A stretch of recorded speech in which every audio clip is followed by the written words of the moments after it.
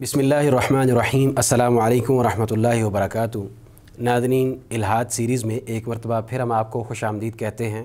जैसा कि आपको मालूम है, हमने अपने गुज़श्ता कई प्रोग्राम्स के अंदर मुल्हिदीन के एतराज़ात के हवाले से शेख साहब से रहनुमाई ली और ये जानने की कोशिश की कि जो मुल्हिदीन हैं उनके इस्लाम के मुखालिफ या दीगर अदियान के मुखालिफ जो एतराज़ात हैं उनकी हकीकत क्या है, और वो जो तर्ज़ अमल इख्तियार करके अल्लाह तबारक व तआला की ज़ात की नफ़ी करते हैं, क्या उनका ये रवैया, उनकी ये रवश दुरुस्त है। आज हम शेख साहब से उन्हीं चीज़ों को मज़ीद डिस्कस करेंगे कि जो उनके हथकंडे हैं मुख्तलिफ़, जिनकी बिना पर वो इस्लाम के ऊपर एतराज़ करते हैं या मज़ाहिब के ऊपर एतराज़ करते हैं, हत्ता कि अल्लाह तबारक व तआला की ज़ात के ऊपर एतराज़ करते हैं। तो हम ये जानने की कोशिश करेंगे कि वो क्या हैं। शेख साहब, कैसे मिजाज हैं आपके? अल्हम्दुलिल्लाह, अल्लाह का शुक्र है। आप कैसे हैं? अल्हम्दुलिल्लाह। हय्याकुमुल्लाह। शेख साहब, नाज़रीन के लिए ये आसान कर दीजिए कि जो मुल्हिदीन हैं उनके जो हथकंडे हैं वो क्या क्या हैं, जिस बिना पर वो इस्लाम के मुखालिफ या रसूलुल्लाह सल्लल्लाहु अलैहि वसल्लम की ज़ात के ऊपर या इसी तरह अल्लाह तबारक व तआला की ज़ात के ऊपर एतराज़ करके उनकी नफ़ी करते हैं। तो ऐसे उनके कौन कौन से हथकंडे हैं जिनसे हमें आगाह होना चाहिए? अल्हम्दुलिल्लाहि रब्बिल आलमीन वस्सलातु वस्सलामु अला अशरफिल अंबियाइ वल मुरसलीन नबीना मुहम्मदिन व अला आलिहि व अस्हाबिहि अजमाइन, अम्मा बाद। देखिए, जहाँ इल्हाद, उसकी तारीफ़ और इल्हाद की मुख्तलिफ़ सूरतें और उसके असरात और उसके नुकसानात, इनको जानना, इनकी मार्फत हासिल करना ज़रूरी है एक मुसलमान के लिए। वहाँ ये भी लाजिम और ज़रूरी है कि हम जो मुल्हिदीन हैं, जो लिबरल्स हैं, हम उनके जो मुख्तलिफ़ किस्म के हीले और हथकंडे हैं उनसे भी वाकिफ़ हों। सही।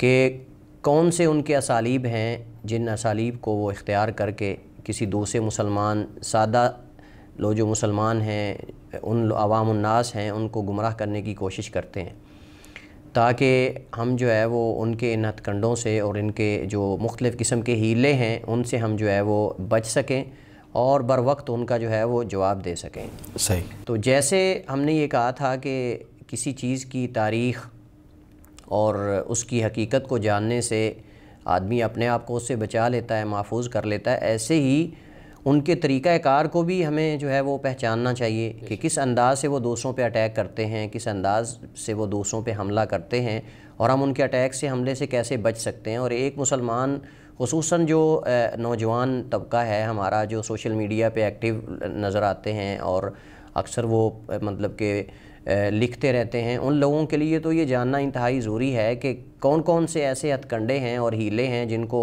ये मुल्हिदीन जो हैं और जो लिबरल किस्म के लोग हैं ये इस्तेमाल करते हैं। तो मैं चंद एक हीले जो है वो ज़िक्र करता हूँ, जिनको उमूमन, यानी आप समझ लें कि सिर्फ मुल्हिदीन के लिए ख़ास नहीं है, बल्कि ये जितने भी अहले बातिल हैं वो ये हीले उनके तकरीबन आप समझ लें कि मुश्तरका हैं, सब इनको इस्तेमाल करते हैं। सेम आपको ये चीज़ें उनके अंदर नज़र आएंगी, ख़राबियाँ।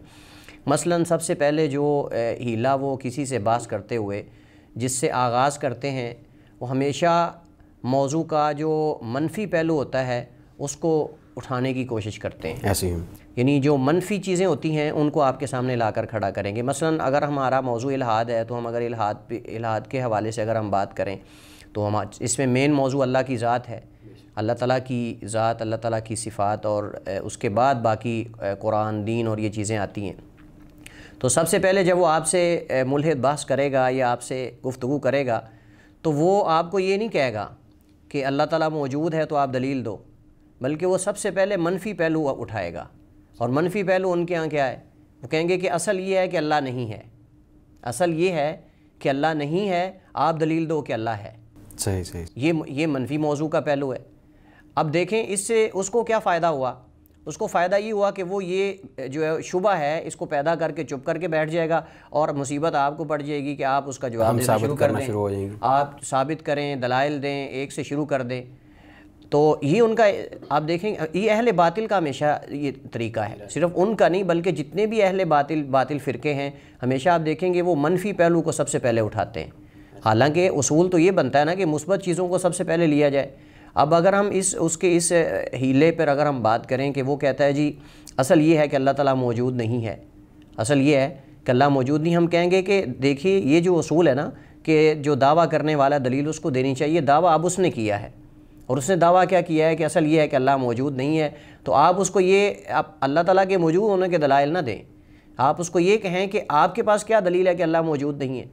اصل تو اللہ تعالیٰ کا موجود ہونا ہے، اور یہ ہر صاحب عقل و شعور اس بات کو تسلیم کرتا ہے، اور کائنات کے 4 حصوں میں سے 3 سے زائد حصے لوگ ایسے ہیں، یعنی آپ سمجھ لیں کہ 95 بلکہ اگر ہم 97 بھی کہیں تو یہ مبالغہ نہیں ہے، 97% لوگ ایسے ہیں جو اللہ تعالیٰ کے وجود کو تسلیم کرتے ہیں اور مانتے ہیں، اور آپ آ کر ہمیں یہ کہہ رہے ہیں کہ اصل یہ ہے کہ اللہ موجود نہیں ہے۔ تو لہٰذا اس کا حل یہ ہے کہ آپ اس کو اس کے دعوے پہ پکڑیں، اس کو کہ دعویٰ آپ کر رہے ہو کہ اللہ موجود نہیں ہے، دلیل آپ دو کہ اللہ موجود نہیں ہے۔ یہ تو ایسے جیسے لائٹ چل رہی ہے اور میں کہوں کہ آپ دلیل دو کہ لائٹ نہیں چل رہی، صحیح مطلب یا آ کر کوئی کہے کہ آپ دلیل دو کہ لائٹ جو ہے وہ چل رہی ہے، حالانکہ اس کو روشنی نظر آ رہی ہے، سورج بالکل درمیانے آسمان میں کھڑا ہوا ہے سر کے اوپر، اور کوئی بندہ کہے کہ دلیل دو کہ سورج موجود ہے، مطلب یہ تو اس کو پاگل کہنے والی بات ہم کہیں گے کہ یہ تیرا دماغ تو اپنی جگہ پہ موجود ہے نا، کام کر رہا ہے نا انشاءاللہ۔ تو اب ایک بندہ یہ آ کر کہتا ہے جی اللہ تعالیٰ موجود نہیں ہے، اللہ تعالیٰ اصل یہ ہے کہ اللہ موجود نہیں ہے، تو ہم کہیں گے اصل یہ اللہ تعالیٰ موجود ہے، آپ دلیل دو کہ اللہ موجود نہیں ہے۔ کائنات کے 97 جو ہے وہ 7% لوگ جو ہے وہ اس بات پہ متفق ہیں کہ اللہ موجود ہے اور اصل یہ ہے، تو آپ ایک نیا دعویٰ لے کر آ رہے ہو، دلیل آپ کو دینی چاہیے ہوتی ہے۔ یہ قاعدہ جو ہے نا کہ ہر وقت دلیل جو ہے وہ دعویٰ کرنے والے کو، تو دعویٰ وہ کر رہا ہے اس وقت، آپ کا دعویٰ نہیں ہے، دعویٰ وہ کر رہا ہے کہ اللہ نہیں ہے۔ اسی طرح ان کے جو آپ سمجھ لیں کہ اہل باطل کے مشترکہ ہیلے ہیں یا ہتھ کنڈے ہیں، ان میں سے ایک ہتھ کنڈا یہ بھی ہے کہ ہمیشہ وہ مجمل عبارتیں استعمال کرتے ہیں غیر واضح، ایسی اصطلاحات لے کر آتے ہیں، ایسے جملے اور الفاظ بولتے ہیں جو فلسفیانہ ہوتی ہیں۔ جیسے ہم کہتے ہیں نا یار دیکھیں تیری باتیں تیری کلام فلسفیانہ سی ہے، سمجھ نہیں آتی، تو ایسی باتیں لے کر آتے ہیں کہ جو عوام الناس کو سمجھ نہ آنے والی ہوں، تاکہ عوام الناس کو ان چیزوں کا پتہ نہ چلے۔ ان مجمل عبارتوں میں یا ان جو غیر واضح مبہم عبارتیں ہوتی ہیں ان میں وہ اپنے باطل نظریات کو اصل میں جو ہے وہ ٹھونسنے کی کوشش کر رہے ہوتے ہیں، اور پھر بعد میں وہ مخالف کو یہ کہتے ہیں کہ یہ دیکھیں آپ سارے لا رہے تھے آگے سے، مطلب جب ہم اپنے نظریے کو بیان کر رہے تھے تو آپ آگے سے سارے لا رہے تھے۔ مبہم اور غیر واضح عبارتیں استعمال کرنا یہ ملحدین کے سب سے بڑے ہتھ کنڈوں میں سے ہے، اور ایسی عبارتیں استعمال کریں گے جو حق اور باطل دونوں کو شامل ہوں۔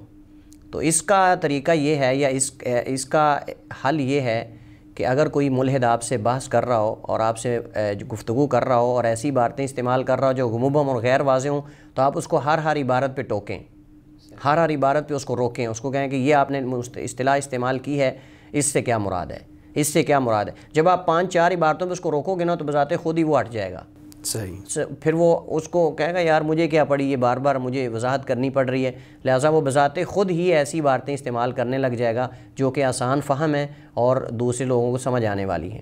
مثلا اس کی کوئی مثال آپ پیش کر دیں۔ مثلا مثال کے طور پر اللہ تعالیٰ کو جیسے فلاسفہ علت کا نام دیتے ہیں، جیسے وہ قدرت اور نیچر کا نام دیتے ہیں، اس طرح کی باتیں استعمال کرتے ہیں، اس میں حق اور باطل دونوں شامل ہوتے ہیں۔ تو یہ ایک عام مثال ہے، جیسے مثلا فلاسفہ کہتے ہیں اللہ تعالیٰ کی ذات کو علت کہتے ہیں، علت فاعلہ۔ اب علت فاعلہ سے کیا مراد ہے، اس سے پوچھا جائے گا ان سے کہ آپ علت سے کیا مراد لیتے ہو۔ اگر تو اس سے معنی وہ مراد، جیسے ابن تیمیہ رحمہ اللہ تعالیٰ نے اس میں اہل سنہ کا جو منہج اور موقف وہ بتایا ہے کہ جو فلاسفہ اور متکلمین ایسی باتیں استعمال کرتے ہیں کہ جو مجمل ہیں، جو حق اور باطل دونوں کو شامل ہوتی ہیں، جن میں حق اور باطل غیر واضح ہوتا ہے، تو اس کا طریقہ یہ ہے کہ آپ ان سے تفصیل پوچھیں کہ آپ کی اس سے کیا مراد ہے۔ اگر تو ان کی مراد صحیح ہو تو ہم کہیں گے ٹھیک ہے مراد تمہاری صحیح ہے، لیکن اپنی عبارت کو بدلو، یعنی اپنے الفاظ کو بدلو۔ اور اگر ان کی مراد بھی غلط ہو اور الفاظ بھی ٹھیک نہ ہو تو ہم دونوں کو رد کر دیں گے۔ یہ طریقہ کار اور یہ اسلوب ہوتا ہے، صحیح، کیونکہ ہم اللہ تعالیٰ کی ذات کے حوالے سے، نبی کریم علیہ السلام کے حوالے سے یا اپنی شریعت کے حوالے سے ایسے الفاظ ہرگز بھی گوارا نہیں کرتے کہ جو شریعت میں استعمال نہ ہوئے ہوں، کیونکہ ہمیں کیا پتہ ہے وہ اجنبی الفاظ ہیں، مطلب اجنبی لوگوں نے ایجاد کی، ہمیں کیا پتہ ہے کہ وہ اس سے اصل ان کے ہاں کیا مراد ہے۔ تو اس وجہ سے ایسے الفاظ جو اجنبی ہیں، مطلب ہماری کتاب و سنت کے اندر استعمال نہیں ہوئے، اللہ تعالیٰ سے جب تعبیر کی جائے گی، رسول اللہ صلی اللہ علیہ وسلم سے یا قرآن یا کسی چیز سے تعبیر کی جائے گی، جنت اور جہنم سے، تو وہ عبارتوں سے، ان عبارتوں الفاظ سے کی جائے گی جو کتاب و سنت میں استعمال ہوئے ہیں۔ جو غیر معروف اور غیر واضح عبارتیں ہیں، فلسفیانہ ہیں، ان کو ہم ان سے تفصیل پوچھیں گے کہ آپ یہ عبارت استعمال کر رہے ہو، اس کا مفہوم کیا ہے۔ اگر تو معنی صحیح مراد بتا رہا ہو ہم کہیں گے ٹھیک ہے لیکن الفاظ بدلو، اور اگر معنی غلط ہو تو ہم کہیں گے تمہارا معنی بھی تمہارے اوپر ریجیکٹ اور رد ہے، اور جو ہے وہ عبارت بھی تمہاری رد ہے۔ اسی طرح ملحدین اور اہل باطل کے جو ہتھ کنڈے ہیں ان میں سے سب سے بڑا ہتھ کنڈا جو ہے ہمیشہ دوسروں کو پزل کرنے کے لیے اور دوسروں پہ حاوی ہونے کے لیے، غالب ہونے کے لیے، وہ یہ ہے کہ ہمیشہ ایک سے زائد پہلوؤں کو چھیڑتے ہیں۔ مطلب جس ٹاپک پہ آپ سے گفتگو ہو رہی ہے اس کو چھوڑ کر دوسرا نیا موضوع شروع کر دے گا، ابھی وہ کمپلیٹ نہیں ہوا تو تیسرا شروع کر دے گا، تیسرا ابھی نہیں ہوا چوتھا شروع، یعنی جب اس کو یہ لگ رہا ہو کہ اب میں نے پہلا جو دعویٰ کیا تھا یا پہلا جو موضوع اس سے چھیڑا ہے اس میں تو میں شکست کھا رہا ہوں، تو اب ایک اور موضوع شروع کر دوں، یعنی بات سے ایک اور دوسری بات نکال دی، دوسری سے تیسری بات نکال دی اور چوتھی۔ مثلاً مثال کے طور پر اگر آپ سے کوئی ملحد جو ہے وہ بحث کرتا ہے اللہ تعالیٰ کے وجود کے حوالے سے، جب اللہ تعالیٰ کے وجود کے حوالے سے اس کو یہ معلوم ہو جائے کہ اب وہ شکست کھا رہا ہے، اب اس کے پاس کوئی دلیل نہیں رہی، تو فوراً کہے گا تمہارے نبی نے ایسا کیا، نبی تمہارا ایسا تھا، وہ اس نے اتنی زیادہ شادیاں کی ہوئی تھیں مثلاً، اور یہ تھا وہ تھا، قرآن تمہارا ایسا ہے۔ فوراً وہ موضوع کو یعنی کہ بدلنے کی کوشش کرے گا، حالانکہ اس کو چاہیے تو یہ کہ پہلا موضوع کمپلیٹ کرے اور اس کے بعد دوسرے موضوع پہ گفتگو کرے۔ یعنی وہ خود کو نہیں چاہتا کہ اس کی اپنی اصلاح ہو، وہ چاہتا ہی نہیں، اصل میں وہ آپ کو جو ہے وہ پزل کرنا چاہتا ہے، اور دیگر جو عوام الناس ہیں جو لوگ سن رہے ہیں یا موجود ہیں ان کو اصل متاثر کرنا چاہتے ہیں۔ اصل مقصد ہی ان کا یہ ہوتا ہے، ان کو خود تو اگر ہدایت مقصد ہو تو یہ تو پھر تو کوئی مطلب چیزیں واضح ہیں، کوئی مسئلہ ہی نہیں ہے، لیکن ان کا اصل مقصود ہی یہ نہیں ہوتا۔ یہ ہم بات تب کر رہے ہیں کہ جب ان کا مقصود جس سے دوسرے لوگوں کو نقصان ہو رہا ہو، تو اس وقت آپ نے کیا کرنا ہے؟ یہ اصل میں ہمیں اس وقت کیا کرنا ہے کہ ہم جو ہے وہ دیگر لوگوں کو بھی ان کے ہتھ کنڈوں سے محفوظ کر سکیں، یعنی اپنے ایمان کو پختہ رکھتے ہوئے ان کے ساتھ بحث کریں۔ بالکل ایسے ہی تو دیکھیں، یہ تو ایک اصول ہے نا کہ آپ جب بھی کسی ملحد سے بحث کریں گے تو آپ کے پاس بنیاد مضبوط ہونی چاہیے۔ ہر بندے کو یہ تو ہم جو ہے وہ ہر مسلمان کو یہ اس بات کی جو ہے وہ نصیحت کرتے ہیں کہ کوئی بھی کسی ملحد سے، کسی لبرل سے جب تک علم پختہ نہ ہو اس سے بحث نہ کریں۔ صحیح، یعنی سب سے پہلے اپنے علم کو، اپنے عقیدے کو پختہ کریں، اس کے بعد آپ ان سے اللہ تعالیٰ کی ذات کے حوالے سے بحث کریں۔ اور اس وجہ سے جو لوگ جن کا بنیادی علم پختہ نہیں ہوتا، ایمانیات جن کی پختہ نہیں ہوتی، وہ جو ہے وہ گمراہ ہو جاتے ہیں۔ وہ بجائے اس کے کہ ملحدین کو مسلمان کریں، وہ بذات خود ملحد ہو جاتے ہیں، اور ایسے بے شمار واقعات موجود ہیں۔ یہاں پہ میں ایک بات مزید اضافہ کرنا چاہوں گا، یہاں پہ بغیر کسی مسلکی تفرقہ بازی کے، بغیر کسی مسلکی اختلاف کے، یعنی ہمیں تمام جو مسلمان ہیں ان کو اپنی جو نسلیں ہیں ان کے ایمان پختہ رکھنے چاہیے اور کرنے چاہیے۔ جی بالکل، یہ جو ہے وہ ہر مسلمان کا واجب ہے اور بنیادی واجب ہے کہ ہمیں اپنے بچوں کی جو ایمانیات ہیں، جو ایمان سے متعلقہ چیزیں ہیں، یہ مضبوط ہونی چاہیے۔ بے شک جس قدر اللہ تعالیٰ کی ذات کے حوالے سے، جنت اور جہنم اور غیبیات کے حوالے سے آپ کا عقیدہ پختہ ہوگا، اس قدر آپ مخالفین کا مضبوطی سے دفاع جو ہے وہ مقابلہ کر سکیں گے۔ بے شک، اور جس قدر آپ کا عقیدہ کمزور ہوگا اس قدر آپ فوراً مخالف کی دلیل کے سامنے جو ہے وہ ڈیر ہو جائیں گے۔ اور یہ اس کی مثالیں بے شمار ہیں۔ جن لوگوں کی بنیادیں پختہ نہیں ہوتی، وہ لبرل قسم کے جو لوگ ہوتے ہیں ملحدین، ان کے سامنے فوراً ڈھیر ہو جاتے ہیں۔ وہ ایک دو جب دلائل دیتے ہیں نا تو فوراً پزل ہو جاتے ہیں، کہتے ہیں یار اس کے پاس تو بڑے دلائل تھے، وہ تو اس نے 1 منٹ کے اندر ہی اس کو زیر کر دیا ہے، حالانکہ اس کو پتہ نہیں کہ اس بیچارے کے پلے کچھ نہیں، یہ اس کا ایمانیات اور بنیاد اس کی مضبوط نہیں ہے۔ اور عموماً ایسا ہی ہوتا ہے سوشل میڈیا پہ، اگر آپ دیکھیں یا مطلب کہ مختلف جو فورم وغیرہ ہوتے ہیں جہاں بحث وغیرہ ہوتی ہے، وہاں جاہل ہوتے ہیں جو ان کا مقابلہ کر رہے ہوتے ہیں، مطلب ان کا اپنا عقیدہ پختہ ہی نہیں ہوتا، اللہ تعالیٰ کی ذات کے حوالے سے ان کو معرفت ہی نہیں ہوتی۔ اور جو میری نظر میں تو یہ کہ وہ بلکہ جو مسلمان بظاہر ان کے نام مسلمان ہوتے ہیں اور گھرانوں میں بھی ان کے مسلمان ہی ہوتے ہیں، لیکن وہ جو اپنے ان کی غفلتیں ہیں، سستیاں ہیں، تو ان کو چھپانے کے لیے پھر وہ اس طرح کی بحث و مباحثے میں پڑ جاتے ہیں اور باقاعدہ اسلام کے اوپر اعتراض اور اسی طرح دیگر چیزوں کے اوپر اعتراض کرتے کرتے وہ لبرلزم سے نکل کے پھر وہ ملحدین کے اندر شامل بالکل ایسا ہی ہے۔ کئی اس کے مطلب کہ یہ اسباب میں سے ایک سبب ہے کہ جب ہماری ایمانیات ہماری پختہ نہیں ہوں گی، ہمارے عقائد پختہ نہیں ہوں گے، تو ہم مخالف کے فوراً اس کی دلیل کے سامنے زیر ہو جائیں گے، بجائے اس کے اپنی اصلاح بجائے اس کے کہ ہم اپنی اور اس کی مطلب اس کو ہم اسلام کی طرف لے کر آئیں، ہم خود اس کے ساتھ چلے جائیں گے۔ تو یہ سب سے بڑا ہتھ کنڈا ہے ملحدین کا کہ وہ ہمیشہ اگر آپ سے وہ اللہ تعالیٰ کے وجود کے حوالے سے بات کر رہا ہے، جب اس کو پتہ چلے گا کہ آپ دلائل دے رہے ہیں اور آپ مطلب کہ زیر ہونا نہیں چاہ رہے اور وہ اس کی شکست ہو رہی ہے اس کو، تو فوراً ٹاپک کو بدل دے گا اور کس طرف چلا جائے گا؟ قرآن پر، نبی علیہ السلام پر، جنت پر، کسی اور چیز پہ۔ تو آپ اس کو فوراً پکڑیں، اس کو کہیں نہیں پہلے اس موضوع کو کلیئر کریں، ایک ایک کر کے۔ یعنی آپ سب سے پہلے جب آپ کا اصل بیسیکلی تو اختلاف ہم سے آپ کا اللہ تعالیٰ کی ذات کے حوالے سے ہے نا، کہ آپ کہتے ہو اللہ تعالیٰ موجود نہیں اور ہم کہتے ہیں اللہ تعالیٰ موجود ہے، تو اس کو پہلے ہم کلیئر کریں. جب اس کو کلیئر ہو جائے گا نا مسئلہ، تو اس کے بعد پھر دیگر چیزیں ہیں. تو اس وجہ سے سب سے بہترین اس کا حل یہ کہ آپ اس کو اصل موضوع کو نہ چھوڑنے دیں. ہمیشہ یہ اصول ہے مناظرے کا، بحث کا، گفتگو کا، یہ اصول ہے کہ جس موضوع پہ گفتگو ہو رہی ہو اس کو پہلے کمپلیٹ کریں، اس کے بعد دوسرے کو چھیڑیں. صحیح. تو اس کے اسی طرح ملحدین کے جو ہتھ کنڈے ہیں ان میں سے یہ ہے کہ جب آپ اسے سوال کریں تو آپ کے سوالات کے مکمل جواب نہیں دے گا. وہ ایک دو چیزوں کا جواب دے کر فوراً دوسری طرف نکل جائے گا. تو آپ اس کو روکیں، اس کو کہیں میں نے آپ سے سوال یہ کیا ہی نہیں، میرا سوال تو یہ تھا، آپ جواب اور دے رہے ہیں. جیسے وہ کہتے ہیں نا سوال گندم اور جواب چنا، تو اس کو آپ فوراً پکڑیں کہ سوال میرا یہ تھا ہی نہیں، آپ جو جواب دینا شروع کر رہے ہیں. یعنی وہ اپنا چونکہ ٹائم ہوتا ہے صاحب ظاہر جب بحث گفتگو ہوتی ہے تو اپنا ٹائم اسی طرح ویسٹ کر دیتا ہے. مطلب وہ آپ نے سوال کیا اللہ تعالیٰ کی ذات کے حوالے سے، وہ کسی اور طرف چلا جائے گا. تو وہ آپ کے سوال کا جواب دینے کی بجائے وہ اور چیزوں کی طرف جائے گا. تو آپ اس کو اپنے سوال کا جواب، اور اس میں بہترین طریقہ یہ ہوتا ہے کہ جب آدمی کسی ایسے بندے سے گفتگو کرے تو درمیان میں کسی کو فیصل کے طور پہ فیصلہ کرنے والا درمیان میں رکھے. ایک ثالثی ہو جو فیصلہ کرے اور ہر ایک کو برابر ٹائم دیا جائے. اور جب ایسا ایشو ہو تو فوراً اس ثالثی کو کہا جائے کہ اب دیکھیں یہ اس نے میرے فلاں سوال کا جواب نہیں دیا. یہ نہ ہو کہ آپ چپ کر جائیں اور اس کو آگے نیا سوال کر دیں. اس کو پہلے کلیئر کریں کہ آپ نے میرے اس سوال کا جواب نہیں دیا.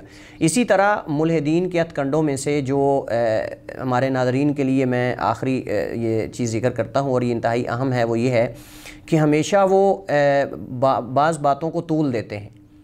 یعنی بات کو طول دینا ان کا یہ ایک منہج ہے.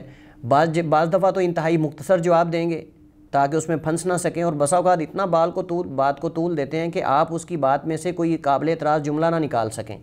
واقعہ لمبا واقعہ بیان کرے گا تاکہ آپ کے پلے کچھ نہ پڑ سکے، آپ کا ذہن منتشر کرنے کے لیے. تو آپ کو چاہیے کہ آپ اس وقت اس کی ہر بات کو نوٹ کریں اور بات کو سنیں، اس کے پوائنٹ نوٹ کرتے جائیں. اس میں سے آپ جو کمزور اس کے پہلو ہیں ان پر آپ اس کو دوبارہ پکڑیں، بنیادی. اسی طرح وہ یہ بھی دعویٰ کرتے ہیں جی ہم آپ کی فلاں کتاب کو پڑھا ہوا ہے، میں نے آپ کی فلاں کتاب کو پڑھا ہوا ہے، میں قرآن مکمل پڑھا ہوا ہوں، میں بخاری پڑھا ہوا ہوں، بخاری کے اندر یہ ہے، فلاں کے اندر یہ ہے، حالانکہ بخاری کے اندر ہوتا ہی نہیں. تو یہ ایک دعویٰ ہوتا ہے. تو اس کا طریقہ عموماً ایسا ہوتا ہے، دیکھیں یہ جو ملحدین ہوتے ہیں یہ مطالعہ ان کا کوئی نہیں ہوتا، ان کا کوئی مطالعہ نہیں ہوتا اسلام کے حوالے سے، صرف دعوے ہوتے ہیں. اور ہوتا کیا ہے کہ یہ اکثر اعتراضات جو کرتے ہیں یہ مستشرقین سے لیے ہوتے ہیں. یعنی جو مستشرقین اسلام کا مطالعہ کرنے والے لوگ جو اسلام کو نقصان پہنچانے کی غرض سے اسلام کا مطالعہ کرتے ہیں، پڑھتے ہیں اہل مشرق کے علوم کو، اصل میں ان کے اعتراضات یہ بہت پرانے ہیں، ان سے ہی لیتے ہیں. تو اس کا حل یہ ہوتا ہے کہ آپ مخالف کو زیر کرنے کا ایک طریقہ یہ بھی ہے کہ آپ فوراً گوگل سرچ کریں، اس عبارت کو لکھیں گوگل پہ، آپ کو فوراً مل جائے گا کہ یہ فلاں مستشرق کا اعتراض ہے. اس کو کہیں یہ تمہارا اعتراض ہے ہی نہیں، یہ تو تو نے فلاں مستشرق سے لیا، اپنا کوئی اعتراض لے کر آؤ، یہ ساری باتیں تو نے فلاں جگہ سے لی ہیں. فوراً آپ شیخ گوگل زندہ باد ہے، آپ فوراً اس کو عبارت کو لکھیں اس کے اوپر اور آپ کو فوراً پتہ چل جائے گا کہ اچھا جب وہ کہے کہ میں نے آپ کی فلاں کتاب پڑھی ہے، آپ اس کتاب کی کوئی ڈیپلی چیزیں جو ہوتی ہیں، گہری چیزیں، وہ آپ اس سے پوچھ لیں. اس کو نہیں پتہ، اس کا امتحان لینے کے لیے اچھا آپ نے صحیح بخاری پڑھی ہے تو آپ یہ بتائیں کہ بخاری کے اندر مثلاً ثلاثیات کتنی ہیں، مثلاً اس طرح کی کوئی آپ اس سے بات پوچھ سکتے ہیں. کوئی ایسی بات جو صرف جس نے پڑھی ہو وہی بتا سکتا ہے. ایمانیات سے متعلق کوئی بھی آپ اس سے مطلب ایسی چیز پوچھ لیں جس سے اس کو پتہ، یعنی خالی اس کی دعوے پہ آپ ڈر نہ جائیں، کیونکہ اس کا مقصد ہے آپ کو پزل کرنا کہ یار یہ ڈر جائے کہ دیکھیں یار میں جس سے مقابلہ کر رہا ہوں، گفتگو کر رہا ہوں، وہ بندہ جاہل نہیں، اس نے صحیح بخاری بھی پڑھی ہے، قرآن کی تفسیر بھی پڑھی، فلاں بھی پڑھی، حالانکہ ملحد ہے وہ، حالانکہ وہ لبرل ہے. اس کا مطلب وہ ساری چیزوں سے واقف ہے، وہ تو آپ کو پزل کرنا چاہتا ہے، حالانکہ اس نے کچھ بھی نہیں پڑھا ہوتا، صرف ایک دعویٰ ہے. تو آپ اس کے لیے یہ ہے کہ آپ اس کو کوئی ایسا سوال کریں کہ جس سے فوراً اس کا جھوٹ واضح ہو جائے، اور ایک دفعہ اس کا جھوٹ آپ نے واضح کر دیا، ننگا کر دیا نا اس کو، تو وہ خود ہی بھاگ جائے گا میدان سے. صحیح. شیخ صاحب جس طرح آپ نے یہ بات کی کہ ملحدین جو ہیں وہ اس طرح کے ہیلے اور ہتھ کنڈے استعمال کرتے ہیں، اگر ہم میں سے یا عوام الناس میں سے کوئی شخص بات کرتا ہے اس کے ساتھ، تو اس کو سب سے پہلے کس چیز کے اوپر بحث کرنی چاہیے، گفتگو کرنی چاہیے ایک ملحد سے؟ دیکھیے سب سے پہلے کسی بھی ملحد سے آپ جب گفتگو کر رہے ہیں یا بحث کر رہے ہیں تو آپ سب سے پہلے یہ دیکھیں کہ وہ اللہ تعالیٰ کے وجود کو مانتا ہے کہ نہیں. صحیح. چونکہ ملحدین کی ہم نے کہا کئی قسمیں ہیں، کچھ ایسے ہیں جو اللہ تعالیٰ کے وجود کو تو تسلیم کرتے ہیں لیکن دین اور قرآن اور ان چیزوں کے خلاف ہیں، جیسے لبرل قسم کے لوگ ہیں، یعنی وہ دینداری کو پسند نہیں کرتے. تو سب سے پہلے اگر وہ اللہ تعالیٰ کے وجود کو ہی نہیں مانتا تو آپ کو سب سے پہلے اللہ تعالیٰ کے وجود کے حوالے سے اس سے گفتگو کرنی چاہیے. صحیح. اور اللہ تعالیٰ کے وجود کو نہ ماننے والے لوگ کئی طرح کے ہیں. جیسے کہ ہم نے ہمارے الہاد سیریز کے جو پہلے پروگرام تھے ان کے اندر ہم نے یہ ذکر کیا تھا کہ کچھ شکی ہوتے ہیں، مطلب جو شک میں ہیں ان کے پاس اللہ تعالیٰ کے وجود اور عدم وجود پہ کوئی دلائل مطلب کہ اتنے زیادہ کافی نہیں ہیں کہ وہ اللہ تعالیٰ کے وجود کو تسلیم کر سکیں یا اس کا انکار کر سکیں، مطلب وہ شک میں ہے. تو اگر ایسا شخص ہے تو اس کو آپ جو ہے وہ یقین دلانے کے لیے کچھ ایسے دلائل دیں، اور یہ اس بندے سے مطلب کہ زیادہ جلدی ماننے کے لائق ہے جو بندہ بالکل سرے سے اللہ تعالیٰ کے وجود کے بارے میں مطلب کہ وہ کنفرم اپنے لیے کر چکا ہے کہ اللہ موجود نہیں ہے. لیکن ایک بندے کو شک ہے موجود ہے یا نہیں، تو اس بندے کو منوانا تھوڑا آسان ہے بنسبت اس بندے کے کہ جو سرے سے اللہ تعالیٰ کے وجود کا انکاری ہے. لیکن جو شکی ہے مطلب کہ جو کہتا ہے کہ دلائل غیر، اس کو آپ دلائل دیں، اس کو اللہ تعالیٰ کے وجود کے دلائل دیں. تو سب سے پہلے ملحد عموماً جو ملحدین ہیں ان سے اللہ تعالیٰ کے وجود کے حوالے سے گفتگو کرنی چاہیے. اور اللہ تعالیٰ کے وجود کے حوالے سے بھی آپ جب بات کریں گے تو آپ قرآن و حدیث سے دلائل نہیں دیں گے اس کو، آپ اس کو عقلی دلائل دیں گے. عقلی دلائل سب سے پہلے، اور وہ ہم نے ذکر کیا تھا کہ دلیل خلق و ایجاد ہے، دلیل احکام و اتقان ہے، اس نے ترتیب ہے، اور یہ ساری چیزیں عموماً جو دلائل شریعت اور عقل میں مشترکہ ہیں اللہ تعالیٰ نے بھی وہ دلائل دیے ہیں. اور وہ عقلی اور نقلی دلائل جیسے کہ اللہ تعالیٰ قرآن کریم میں فرماتا ہے ام خلقوا من غیر شیء ام هم الخالقون. اسی طرح جو ہے وہ دیگر جو دلائل قرآن کریم کے اندر عقلی و نقلی بتائے گئے ہیں، تو آپ اس سے سب سے پہلے عقلی دلائل پہ بات کریں کہ دنیا کے اندر کوئی فعل ایسا نہیں جس کا کوئی فاعل نہ ہو. ہر فعل کا فاعل ہوتا ہے، جہاں صنعت ہے وہاں صنعت کاری ہے، وہاں کوئی صانع ہوتا ہے. اس طرح کی چیزوں سے آپ اس سے بات کریں، جو فطرتی چیزیں یعنی جو نیچرل چیزیں ہیں اور عقلی چیزیں ہیں، یہ عقلی دلائل ہیں. دیکھیں عقل بھی تو ان چیزوں کو تسلیم کرتی ہے. اس کا مطلب یہ نہیں کہ اگر شریعت نے دلائل دی ہیں تو عقل میں ان کا اعتبار نہیں، تو عقل کے ہاں بھی وہ معتبر چیزیں ہیں، تو آپ ان سے گفتگو کا آغاز کریں. یعنی شریعت بھی عقل والوں کے لیے ہے. بالکل ایسے ہی ہے، تو آپ ان سے آغاز کریں. اس کے بعد جو ہے وہ آپ اس سے دین کے حوالے سے اور نبوت اور رسالت کے حوالے سے اور دیگر جو چیزیں ہیں ان پر آپ اس سے بحث کریں. صحیح. شاید اس پروگرام کا جو آخری آپ سے سوال ہے وہ یہ کہ اگر ہم کسی ملحد سے یا ملحدین میں سے کسی سے ہم جب گفتگو کر رہے ہوں یا مناظرہ کر رہے ہوں تو وہ بعض دفعہ شاعر اسلام کا مذاق اڑانے لگ پڑتا ہے آگے سے، تو تب ہمیں اس سے بات جاری رکھنی چاہیے یا بات چھوڑ دینی چاہیے، گفتگو چھوڑ دینی چاہیے، مناظرہ ختم کر دینا چاہیے؟ اس بارے میں آپ کیا کہیں گے؟ دیکھیے عموماً ایسا ہوتا ہے کہ جو مخالف ہوتا ہے، عموماً اہل باطل سارے ہی ان کا یہ وتیرہ اور عادت ہے کہ گفتگو کے دوران بد کلامی کرنا، بدگوئی کرنا، گالی گلوچ کرنا، اور اسی طرح جو ہے وہ دوسرے کی عزت پہ حملہ کرنا، اٹیک کرنا، یہ ان کی عادت ہے. اور اصل میں ان کا مقصد دوسرے کو جو ہے وہ ابارنا ہوتا ہے. یعنی آپ یہ بندہ آپ سے باہر ہو جائے، اس کو طیش پہ لانا تاکہ طیش میں آ کر یہ کوئی ایسا عمل کرے رد عمل میں تاکہ جس سے عوام الناس متاثر ہو کے دیکھیں یہ اپنے آپ کو مسلمان کہتے ہیں، یہ اپنے آپ کو دینی کہتے ہیں، یا اپنے آپ کو مذہبی کہتے ہیں، لیکن دیکھیں یہ آگے سے یہ تو اس کو گالی دینے لگ گیا ہے. یعنی وہ اس کو طیش میں لانا چاہتے ہیں اصل میں، تاکہ وہ لڑائی جھگڑے پہ اتر آئے. اب وہ تو ملحد ہے، وہ تو پہلے ہی بے دین ہے. اب عوام الناس یہ نہیں کہے گی کہ دیکھیں اس نے بھی تو آگے سے یہ کیا ہے، وہ کہیں گے دیکھیں یہ ایک عالم ہو کر، ایک سمجھدار ہو کر، اور اس کو جب آگے سے کوئی دلیل نہیں آئی تو یہ آگے سے گالی دے رہا ہے، یا یہ بھی آگے سے طیش میں آ گیا، حالانکہ یہ تو دیندار ہے، اس کو تو یہ ایسا نہیں کرنا چاہیے تھا، اس کو صبر کرنا چاہیے تھا، اس کو صبر کا مظاہرہ کرنا چاہیے. تو دیکھیے اس صورتحال میں اگر کوئی ملحد جو ہے وہ ہمارے دین پہ تبرہ کرتا ہے، استہزاء کرتا ہے، شاعر اللہ کا استہزاء کرتا ہے، اذان کا، نماز کا، کسی بھی چیز کا، تو اس کے دو آپ کے پاس حل ہیں. یا تو فوراً گفتگو کو روک دیں اور جو ثالثی آپ نے بنایا ہوا ہے اس کو کہیں کہ یہ طریقہ اس کا ٹھیک نہیں. صحیح. کسی کے دین پر انگلی اٹھانا، کسی کے مذہب پر یا ان چیزوں پر یہ گفتگو کا اصول نہیں ہے، یہ مناظرے اور بحث کا اصول نہیں ہے، یہ چیز قابل برداشت، یعنی یہ چیز قابل برداشت نہیں ہے. کیونکہ یہاں اگر آپ بالکل خاموش ہو جاتے ہیں تو یہ بھی نقصان آپ کے لیے ہے. چونکہ آپ اس کی باتیں سن رہے ہیں، خاموش ہیں، اس کا مطلب دوسرے جو جمہور ہیں، جو عوام الناس، وہ تو سمجھیں گے کہ اس بندے کے پاس اب جواب کوئی نہیں، اب یہ مناظرہ ہار گیا. چونکہ مناظرہ اصل ہے ہی تیزی کا نام ہے. مناظرے میں دلائل اور یہ چیزوں کو بہت کم دیکھا جاتا ہے، اصل میں رد عمل کو دیکھا جاتا ہے. صحیح. تو وہ چاہتا ہے کہ آپ طیش میں آ کر ایسا رد عمل دکھائیں کہ عوام الناس وہ آپ سے متنفر ہو جائیں. تو یہاں سب سے پہلی بات تو یہ کہ آپ کو فوراً مناظرے کو روکنا ہوگا، گفتگو کو، مناظرے کو، چیٹ اگر آپ اس سے کر رہے ہیں جو بھی ہے آپ اس کو فوراً روکنا ہوگا آپ کو. چونکہ عموماً جب ہم سوشل میڈیا کی بات کرتے ہیں تو وہاں بھی تو سارے لوگ دیکھ رہے ہوتے ہیں. جب فیس بک پہ کسی نے پوسٹ کی، اس پہ جب کمنٹ شروع ہوتے ہیں تو سارے پڑھ رہے ہوتے ہیں، دیکھ رہے ہوتے ہیں، تو وہ دیکھتے ہیں دیکھیں فلاں بندہ بھاگ گیا ہے. تو دیکھیں اس صورت میں یہ ہوتا ہے کہ آپ فوراً گفتگو کو روکیں اور آپ اس کو کہیں کہ دیکھیں آپ یہ اصول مناظرہ کے خلاف ہے، اصول بحث اور گفتگو کے خلاف ہے کہ آپ ہمارے دین پہ مطلب تبرہ کریں یا فلاں کریں یا فلاں. اگر آپ گفتگو جاری رکھنا چاہتے ہیں تو سنجیدہ ہو کر گفتگو کریں. اور اگر وہ پھر بھی بار بار وہی عادت اپنا رہا ہے کہ وہ اسلام پہ تبرہ کر رہا ہے، استہزاء کر رہا ہے، رسول اللہ صلی اللہ علیہ وسلم کا استہزاء کر رہا ہے، دین کا استہزاء کر رہا ہے، اذان کے ساتھ استہزاء کر رہا ہے، تو آپ فوراً گفتگو کو وہاں بند کر دیں، ختم کر دیں اور اس سے آگے مزید گفتگو نہ کریں. کیونکہ اگر آپ خاموش رہتے ہیں تو یہ بھی نقصان ہے، اور اگر آپ رد عمل میں کوئی ایسا کام کرتے ہیں تو یہ بھی نقصان ہے. چونکہ وہ کہیں گے دیکھیں دینی ہو کر یہ گالی دے رہا ہے، یہ بھی آگے ان کو برا بلا کہہ رہا ہے، تو یہ درست نہیں. تو اس وقت پھر یا تو آپ ثالثی کو کہیں کہ وہ گفتگو کو روک دے اور اس کو سمجھائے کہ بھئی یہ اصول نہیں مناظرے کا، گفتگو کا، بحث کا، یا پھر یہ ہے کہ آپ بات کو وہاں ختم کر دیں اور اس سے دوبارہ جو ہے وہ گفتگو نہ کریں ایسے شخص سے کہ جو آپ کے شاعر کے ساتھ، آپ کے دین کے ساتھ اور رسول اللہ صلی اللہ علیہ وسلم کے ساتھ، اللہ کی ذات کے ساتھ استہزاء کر رہا ہے. کیونکہ اس سے آپ بحث کا کوئی فائدہ نہیں، اس سے آپ بحث کا کوئی فائدہ نہیں، الٹا نقصان ہی ہو سکتا ہے. بہت شکریہ شیخ، اللہ تعالیٰ آپ کو رحمت و برکتوں سے نوازے اور اللہ تعالیٰ آپ کے علم و عمل میں مزید ترقیاں عطا فرمائے. آمین. اللہ. ناظرین، یہ تھا ہمارا آج کا پروگرام جس کے اندر شیخ صاحب نے یہ واضح کیا کہ اگر آپ میں سے یا بعض علماء کرام جو ہیں ان میں سے کسی ملحدین سے واسطہ پڑتا ہے مناظرے کے انداز میں، یا ویسے بحث و مباحثہ ہو جاتا ہے، گفتگو ہو جاتی ہے کسی سفر میں یا کسی بھی جگہ پہ، تو خود کو کس طرح ان کے ساتھ تحمل مزاجی کے ساتھ آپ نے اپنا رویہ ان کے ساتھ رکھنا ہے اور ان سے بات چیت کرنی ہے اور ان کو دلائل پیش کرنے ہیں، اور پھر آپ نے کیسے ان کو برداشت کرنا ہے. تو انشاءاللہ ہم شیخ صاحب سے مزید رہنمائی لیتے رہیں گے. تب تک کے لیے آپ ہمیں دیجیے اجازت. اللہ حافظ.